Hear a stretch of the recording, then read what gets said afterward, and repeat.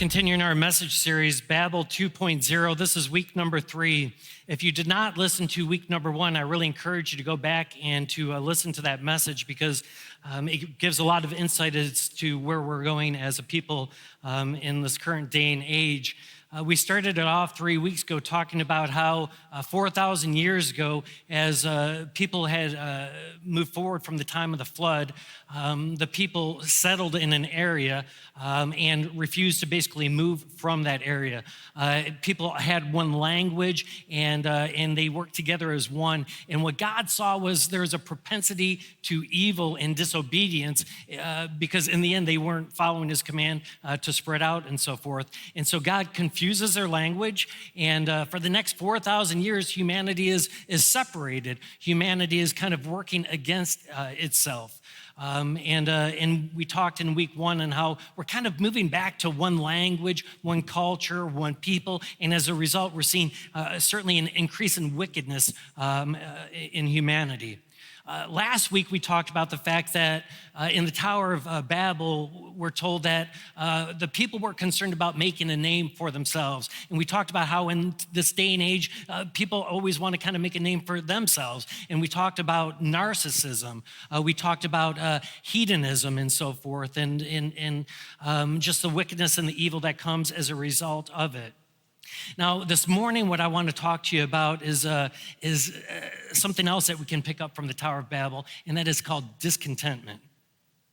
And I think this is a big one in society today. We see discontentment in the Tower of Babel because God had told them, just like he had told Adam and Eve, be fruitful, multiply, fill out the earth with people. But they didn't want to do it. They wanted to stay in the plain of Shinar. And here's the problem with humanity. From the beginning of time, humans, we're discontent. We're not happy. We're not happy with what God gives. And we're not happy with what God tells us to do. We can go back to the very start.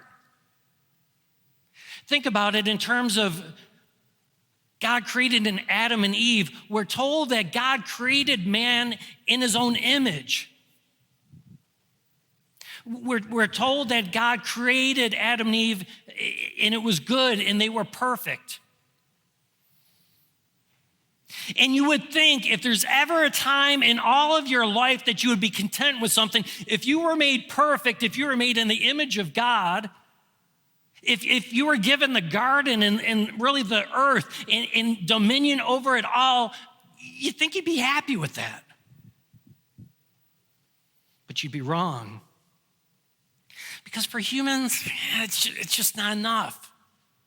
And so Adam and Eve, they discovered through Satan that, wait, God held back something. We don't have the knowledge of good and evil. So though they were given basically everything, they just wanted more. And you can fast forward, a couple thousand years from there. You can get to the time of King David, the greatest king that Israel ever had. God gave David everything. He gave him a city named after him, the city of David. He gave David power. He gave him authority. Israel was united under him. Israel was as powerful as they would ever be. He gave David wives, as many as he wanted. He gave David concubines, as many as he wanted.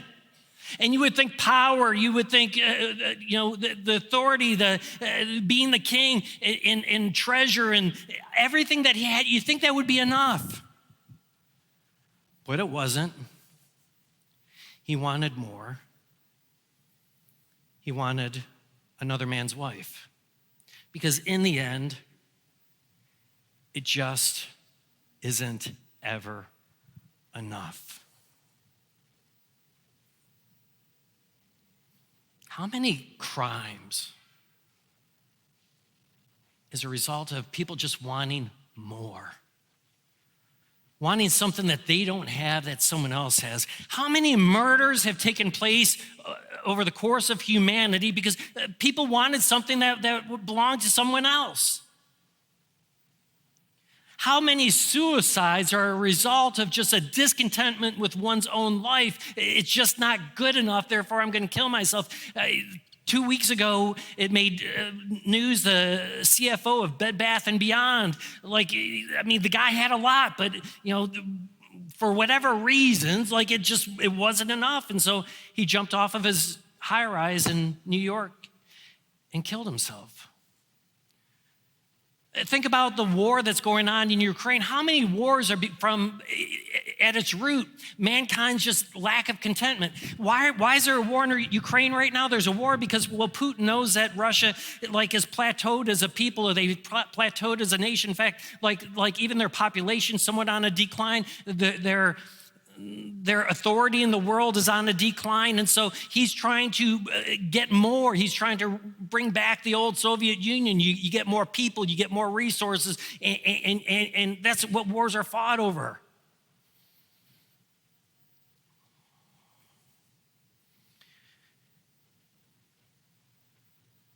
Some of you are familiar with the name Rockefeller. They were, in their time, some of the richest people, not only in this country, but in the world. John D. was him, but his son was Nelson. And Nelson, his son, was once asked, how much money does it take to make you happy? And you know what Nelson's response was? Just a little bit more. Just a little bit more. A lack of contentment leads to disobedience to God, always. A lack of contentment leads to a host of evil. I just want to ask you this morning, are you content?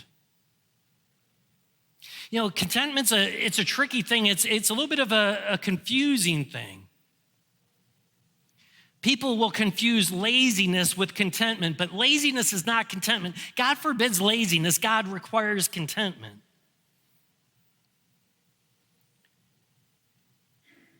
But people have become really lazy in today's day, and a lot of it's what's happened over the last few years. Someone sent me a meme the other day, and it says, we'll hire anyone who shows up for work. That's the world in which we live. There's not enough people to fill the jobs.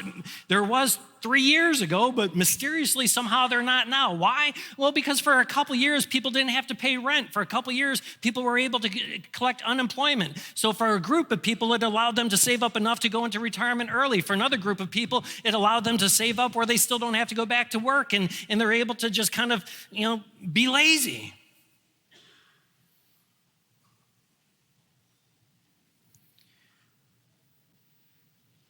There's a lot of companies that are trying to get people to go back to the office, but the people are refusing. They'll make the claim, I can be just as productive at the house. No, right? If you're more productive at the house, you'd probably rather be at work because you could be less productive. It's because people are fighting, and I'm not saying for those of you who have legitimate stay-at-home jobs, but I'm talking about there's corporations trying to get people to come back, and they're saying no. It's laziness. I'm sick and tired of this phrase that I've been hearing for months now, quiet quitters. A quiet quitter is someone who, they need to work, but they really don't want to work, so they're not going to give it more than what they need to, so they're going to just be lazy. See, this isn't contentment, that's laziness, and God's not for laziness, he is for contentment.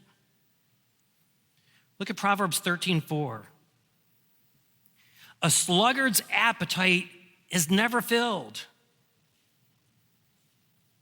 but the desires of the diligent are fully satisfied. Colossians 3:23, whatever you do, work at it with all of your heart as if you're working for the Lord and not for human masters. Proverbs 10:4, lazy hands make for poverty, but diligent hands will bring wealth. You see, God's not for laziness. Contentment is not laziness. The scripture says, whatever you do, work at it hard. Work at it as like you're doing it for the Lord. Work at it the best that you possibly can. God does not like laziness, but he does call for us to be content. So what is contentment then? If we're going to look at contentment, for me, I always have to look at Paul. Because Paul wasn't lazy. Paul's the greatest evangelist ever. And he certainly wasn't lazy. He literally had multiple missionary journeys where he's walking thousands of miles. The man was not lazy, but the man was extremely content. And so when we look at Paul and how he understands life, we can understand how contentment is totally different than laziness.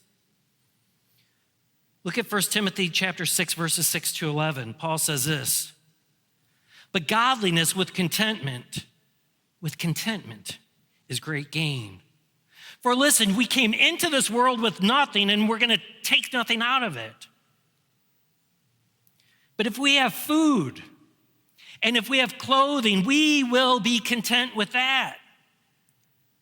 For those who want to get rich, they're going to fall into temptation and a trap and into many foolish and harmful desires that will plunge people into ruin and destruction. You see, our lack of contentment ultimately plunges people into ruin and destruction. For the love of money is the root of all kinds of evil, and some people, eager for money, have wandered from the faith and have pierced themselves with many griefs. Look at Philippians 4, 11 to 13. Paul says this, I'm not saying this because I'm in need. He says, listen, I've learned to be content whatever the circumstances are. I know what it is like to be in need, but I also know what it's like to be having plenty.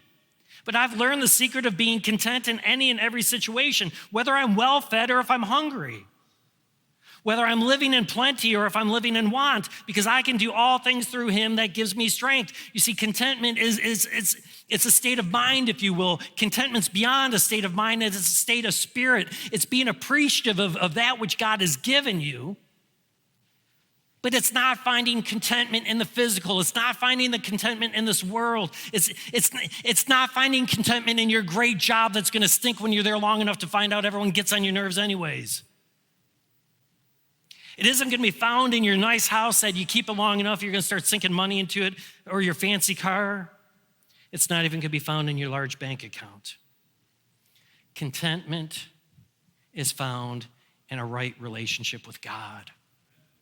We celebrated the Lord's Supper here just a little bit ago, that God sent his son into this world to redeem the world, that while we were still sinners, we've been reconciled with the Father, we've been made right with God. When you've been made right, then that is all that you need. And it's there that we find contentment, in that right relationship with God. So then whether or not we're well-fed or not, whether we got a good job or a bad job, whether or not, our family's talking to us or not, whether we got a lot of friends, none of it matters.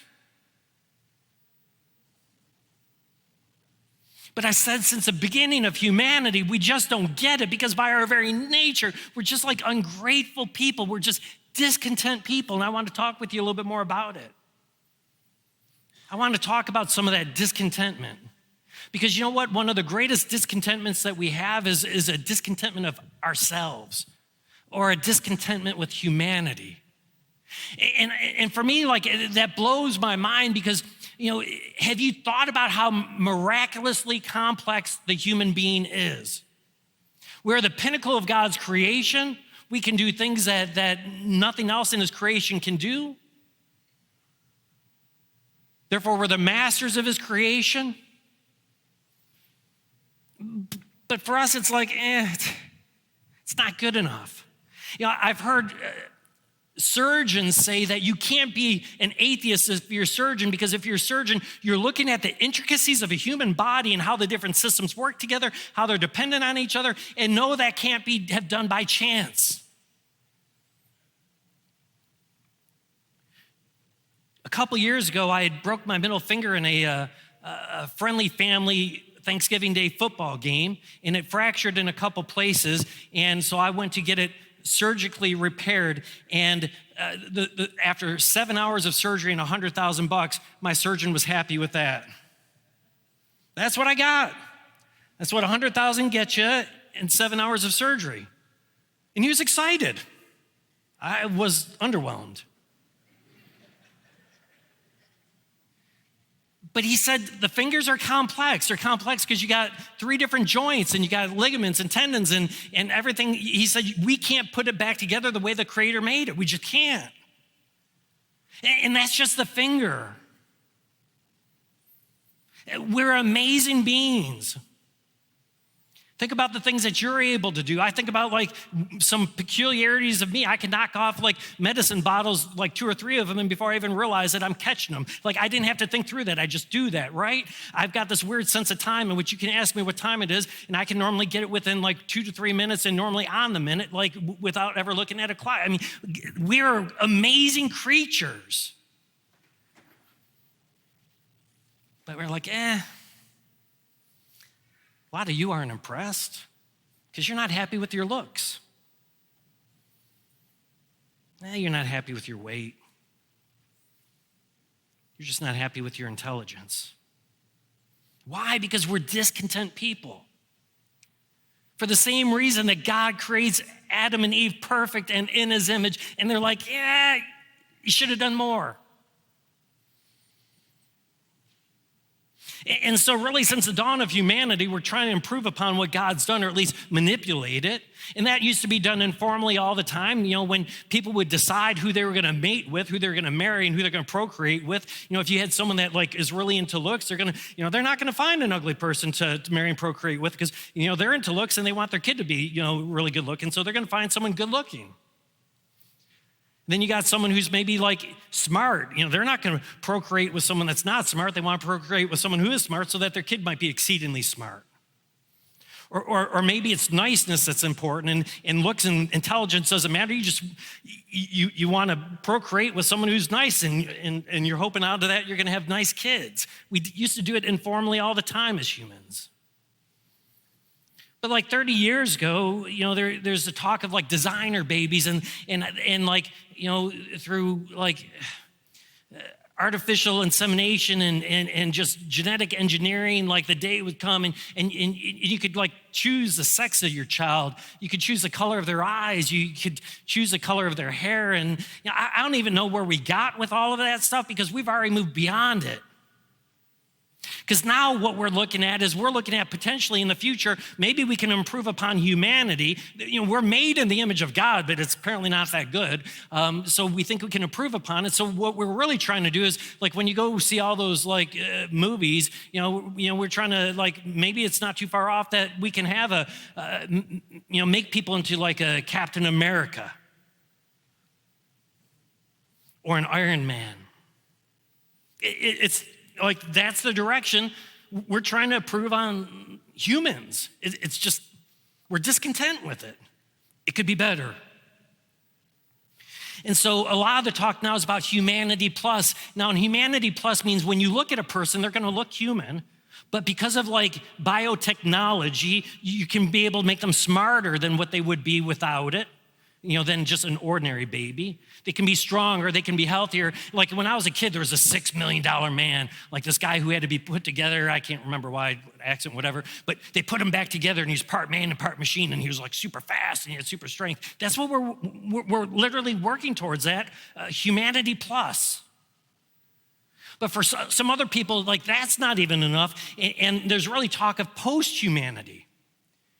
And that's that there may be a day which technology ultimately allows people to become conscious machines that like will take the consciousness of man, but the person won't even really look like human being because we will improve them as a machine. Why? Because we're humans and we're just never happy. You know, on week 1 of this message series, I talked to you about revelation in that towards the end of time, a second beast was going to emerge, that there's a whole lot of confusion about which there really doesn't need to be. Let's go look at that passage again from Romans 13, verse 11. And it says, then I saw a second beast coming out of the earth. Now, here's what I need to emphasize again to you. God calls everything into creation, into existence. He says, let it be, and there was, except for one part of God's creation. The only part God doesn't call into existence is man. Why? Because it says he made man out of the dust of the earth. The second beast is out of the dust of the earth. Verse 18, it says, it calls for wisdom, and let the person who has insight calculate the number of the beast, for the number is the number of man. You see, man was created on the sixth day out of the dust of the earth. So this beast is going to be out of the dust of the earth, and he's got the number of man. But I said, look at there. It's not 6, it's 666. And I said, that either means men, a group of men make up that beast, or it's man on steroids. And we are moving in the direction of a humanity plus. We're moving in the direction of post-humanity. And I'm here to tell you, we're going to create the beast. It's man on steroids. But take the technology aside. If you have any question on whether or not there's just this general dissatisfaction for how God has made us, like in the last 5 to 7 years, humanity has begun to wrestle with something we have never wrestled with for thousands and thousands and thousands of years, and that is our gender identity. And I don't know what the statistics are. Most of you in here probably know someone who is. It's like something like a quarter of all people are at least considering it. It is craziness. Why? Because we're humans and we're just never happy. So men surgically are making themselves look like women. Women are making themselves look like men. Neither of them really end up looking all that great, and they're even more discontent. And unless you have like a suicide rate far beyond any other segment of society. Why? Because we're just never happy.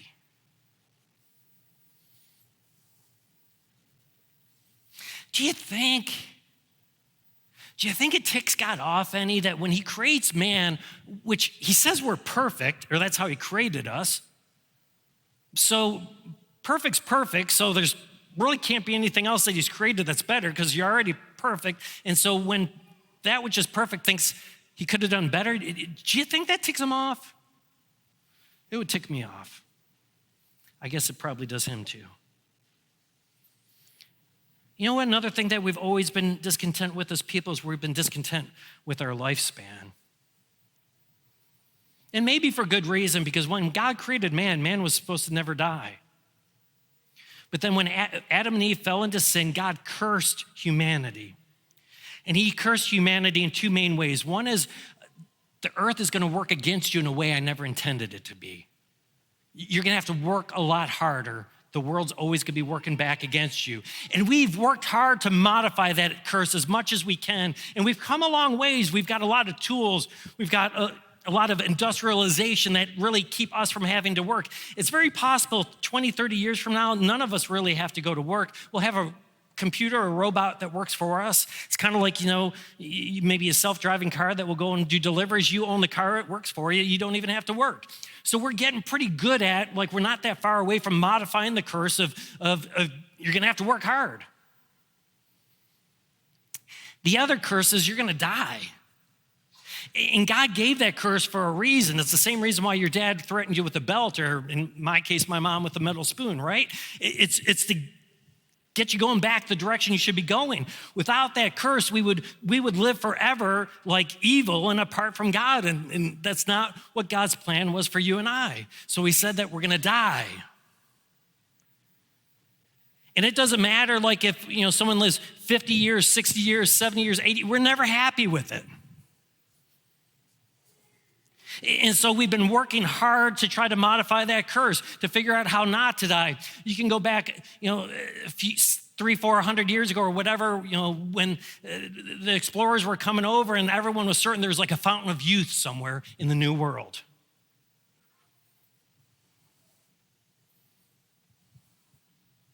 They never found it.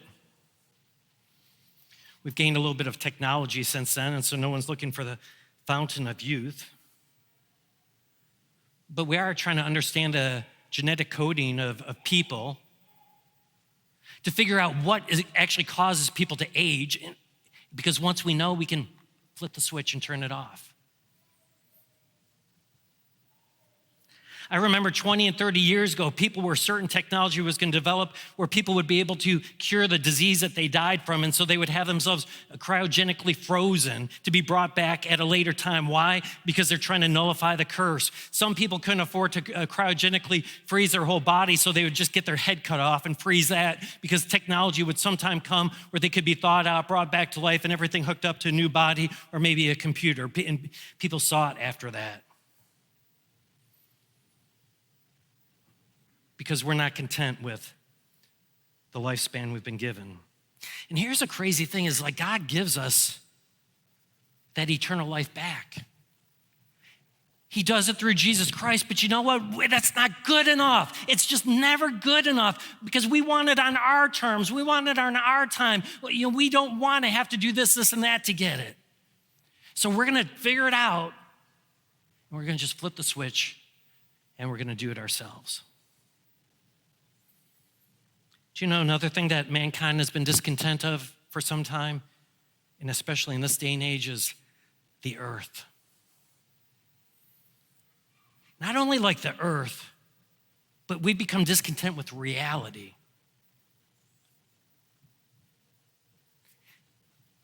I think it was last year's Super Bowl, there's this commercial. I want to show you this clip and then talk about it here for a little bit. Space, the boundary of human achievement. The new frontier.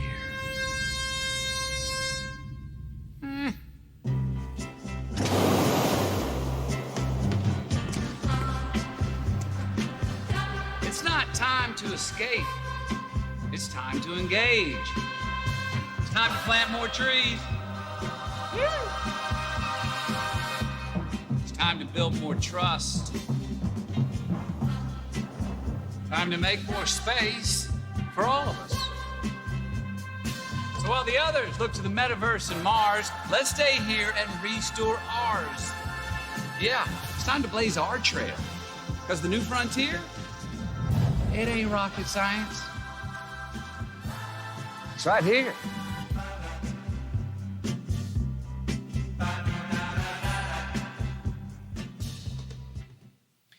You know, they touch on a real thing. He talks about the metaverse and talks about Mars. Let's talk about both of those. That we live in a day and age in which we're like, reality, it's boring. There's got to be something better than reality. And so we're moving into this realm of virtual reality. We're willing to trade away what's real with what's false and what's fake. God says that people would exchange natural relations for unnatural ones, and that makes no sense. Why would we as people exchange reality from a false reality? And it's because we're human, and we're just never happy. And so, maybe not too far down the road, you can be like neighbors with Patrick Mahomes. You can ask him to come out and play catch. Ladies, in the virtual world, you can have a dinner with them. And we're willing to trade in like real life reality for that. What do you think God thinks? When he's like, I gave you reality and you're not happy with reality, you'd rather have fake? And then we get this whole Mars thing. Now, remember, like I said, we were made in the image of God. We were perfect. God said when he created this earth, he said, it's good. It was perfect. And when we look at everywhere in our solar system, there's nothing that is even close to the beauty, the diversity, and the majesticness of what God created on this earth. In fact, because he says it's good, there's probably not any place that's better, because when you got perfect, how do you get more perfect? So what that really means is, you can extend out not only beyond our solar system, but you can extend out, beyond our galaxy to all the other galaxies. And it's very possible in all of creation, in the entire universe, there is nothing better than perfect. and we're like, let's go there. That's Mars. Do you know how many billions of dollars we're spending to go to that God-forsaken place? We got places like that here on earth. No one lives there.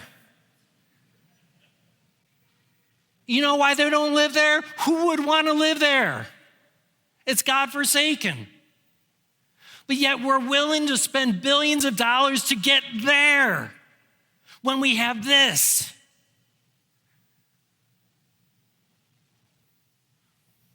Do you think that ticks God off any?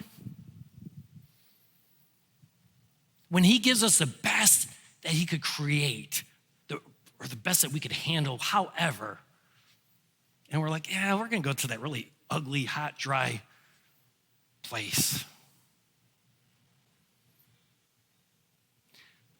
You know, it's kind of like if you go out with a buddy to Perry's Steakhouse and you're feeling bad because your spouse didn't get to go because it was just you and your buddy, and so you decide to bring your spouse home a nice steak and some sides from Perry's Steakhouse, and you're feeling all good about the $150, $200 meal you brought home, and they're like, you know what, I'm just gonna have my PB&J, thanks. I guarantee it's the last time you could be having Perry's Steakhouse brought home to you. And when we are discontent with this perfect world that God created for us, I can't help but think it probably ticks him off just a little bit. Ultimately, our discontentment can be seen in our desire for possessions. You know, I did that whole sermon series on 2 Timothy 3 that said, in the latter days, it's gonna be extremely wicked times. And it starts that the wickedness is a result because people are gonna be lovers of themselves. They're gonna be lovers of pleasure and not of God. They're gonna be just lovers of things. And so we pursue things, we pursue possessions, like somehow that's gonna make us feel content. And that's the world in which we live. It's just not good enough. That has been the story of humanity from the time that we were created perfectly in the image of God. It's just not good enough. You know, Christmas is going to be coming in a few months. And you know what? Christmas is when God sent his son into this world to be born to this world, to redeem the world. But it's just not going to be good enough for our kids, like if there's not presents. Like that will make it good enough. Or maybe it's not good enough unless, you know, we have our family in town or we have that perfect Christmas meal. Christmas becomes good enough because of bringing that stuff into it. The same is true with church. Church is where we're supposed to go and worship God, but there's a reason why all the going and blowing major rock in churches, it's not good enough to just go somewhere to a house of worship and to worship God. You know, you got to give them a professional concert, and if you do, then it will be good enough. You got to give enough entertainment for the kids when they show up to children's ministry or for Wednesday night youth group, and then it will be good enough. Till someone has it better.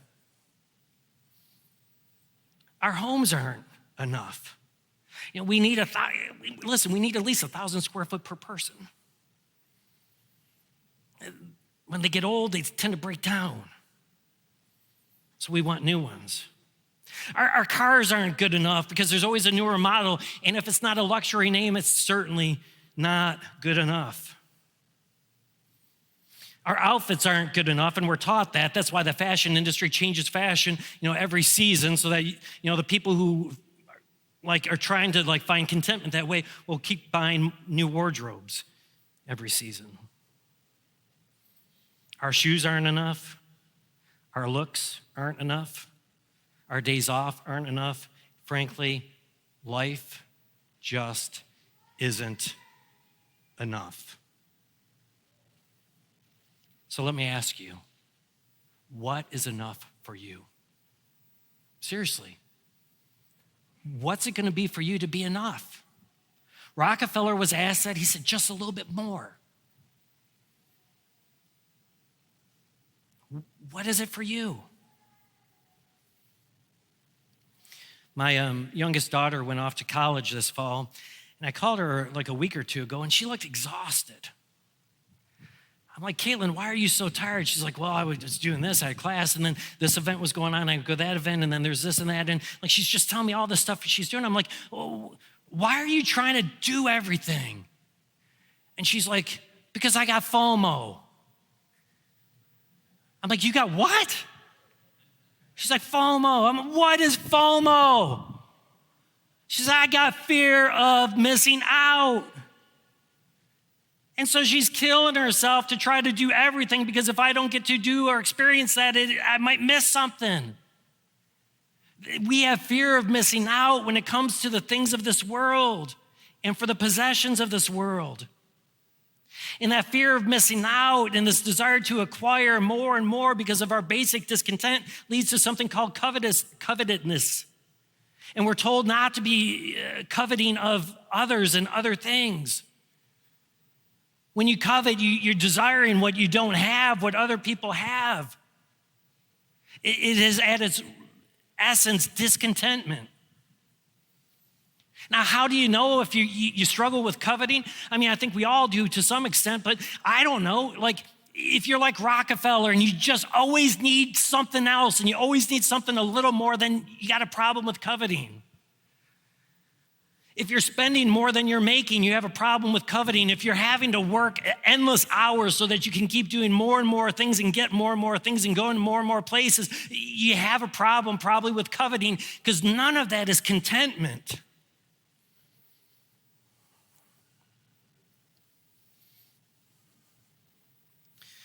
In the end,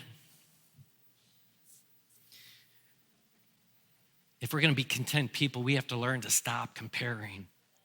And I think that's just one of the biggest problems in the world today is we're just so busy comparing. And social media makes that so easy. It's like, we don't know what it took for them to take that vacation. We just want it. I don't know what it took for them to drop how many ever pounds. That's what I want. I don't know what their stress level is for having their car payment, but I want that, right? And we're just always comparing social media, comparing our neighbors, comparing our friends. And there's no contentment in that. I date myself a little bit here, but if you remember like the cartoon Charlie Brown, they would always have like a Thanksgiving special. And I remember the Thanksgiving special, like you got Snoopy sitting on top of his house. And he's snarling a little bit. He's angry a little bit because he's looking into the house. And Charlie Brown, he's him, his family, his friends, everyone's together and they're having this amazing Thanksgiving dinner. And Snoopy's he's upset about it because he thinks he should be invited to it as well. And then he had this realization. It could be worse than not being invited. I could have been born a turkey.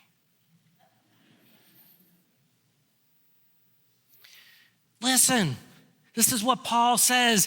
Some people are going to have more. Some people are going to have less. Some people are going to have better health. Some people are going to have worse health. Some people are going to have better jobs. That's not where contentment is found. Contentment is found in our relationship with God. And for it to be good enough for what it is that he gave you. Your life might not be perfect, but you don't even deserve to be here. You don't even deserve to exist, but God has given you life. And then when we get life, we somehow get mad at God if we don't live as long as we think we should. What a terrible thing. They died at 45, way too young. They didn't deserve 45 years. What a blessing to have those days, those weeks, those months, those years. He doesn't owe us anything, but yet he's given you a job, he's given you a home, he's given you a car, he's given you a family, he's given you health, he's given you all these things. He doesn't owe you any of it, and he certainly didn't owe you his forgiveness. But he gave it to you. So don't be ungrateful. Don't always be wanting what you don't have or having it better than what you do. Be thankful and content with what he's given you. If you want to know true contentment, that can only be found in a right relationship with God. And if you're not content and you want to become content, here's what you got to do, is you got to set some things down. Because we're all sitting here with our schedule. We're all sitting here with our jobs. We're all sitting here with our possessions, our belongings, our responsibilities. And we just have so much that we're carrying. We can't find contentment.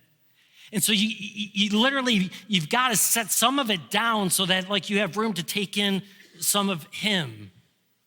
And the more you take in of him, the more contentment you'll find. You know what it's like when you can't sleep at night, when you lay down or you wake up in the middle of the night. It's a horrible thing. It's like you're laying this way and you just can't get comfortable. And it's like, all right, I'm going to try the other side. And you just can't get comfortable. So then you try the back and you can't get comfortable. Maybe you're trying the stomach and you can't get comfortable because you're suffocating in your pillow. And so maybe you turn sideways on the bed to try to find, comfort there. And you're just flopping and flopping and flopping. And you might do that for 2 or 3 hours.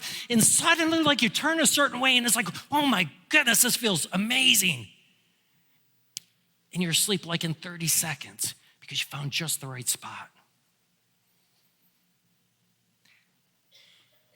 That's what it is to be content.